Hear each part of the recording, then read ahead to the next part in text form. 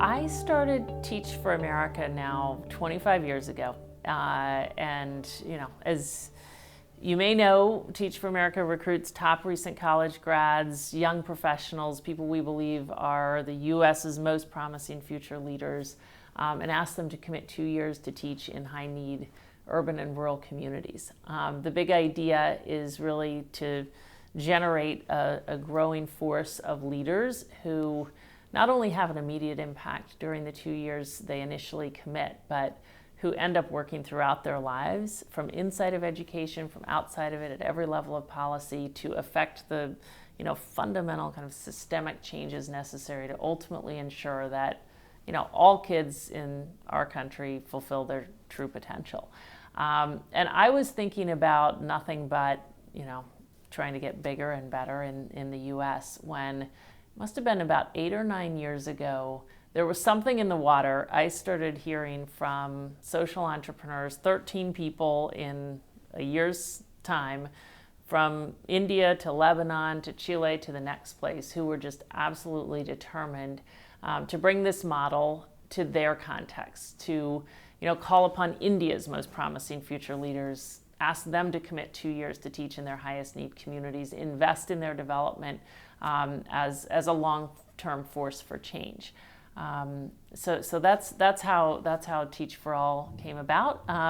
We're now 7 years in. There are 33 and growing, independent social enterprises, really in every region of the world, who are working to essentially cultivate the leadership capacity necessary to ultimately ensure, again, that all kids have the chance to fulfill their true potential.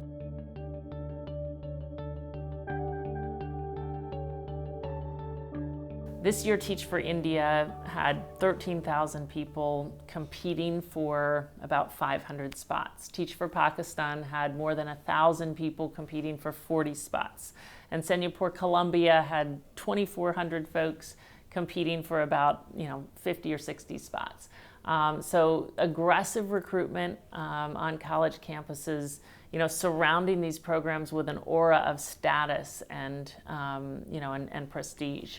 And at the same time, asking folks to commit 2 years, because for the most talented recent college grads, the people who have the most other career options, who are under enormous pressure from their families and from society at large to use their education to get on these career tracks that make a lot of money, et cetera. It's just, everyone else is asking them to commit 2 years, and these are folks with an inclination to want to make a difference.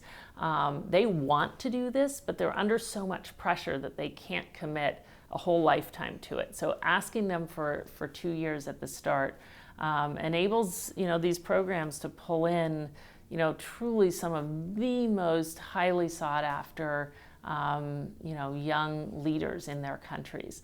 Each of these programs has a very intensive selection process, and they're looking for leadership characteristics, for people who have taken on big challenges, have persevered in the face of obstacles to reach big goals, people who can influence and motivate others, who are strong problem solvers, people who will work with a lot of respect and humility. So very intensive, not only recruitment processes, but then selection processes. And then, each of these programs invests a great deal in helping the people they recruit develop, the knowledge, the skills, the mindsets to teach successfully, in very challenging teaching contexts. And I think what we've come to see over time is that teaching successfully in our highest need communities is an act of leadership. To be successful, you have to go into a context. The kids are generally way behind where they have the potential to be. They face enormous other challenges. Often our teachers are teaching in schools, generally they are, that were really never set up to provide the extra supports that kids need to do well. So to be successful, you got to do what a great leader does. You have to have a vision for where your kids have the potential to be. You have to get your kids motivated, essentially get them on a mission to actually reach that vision, to attain a great education. And then you have to do, again, what great leaders do. You've got to, maximize every second and overcome a lot of obstacles in order to get from point A to point B.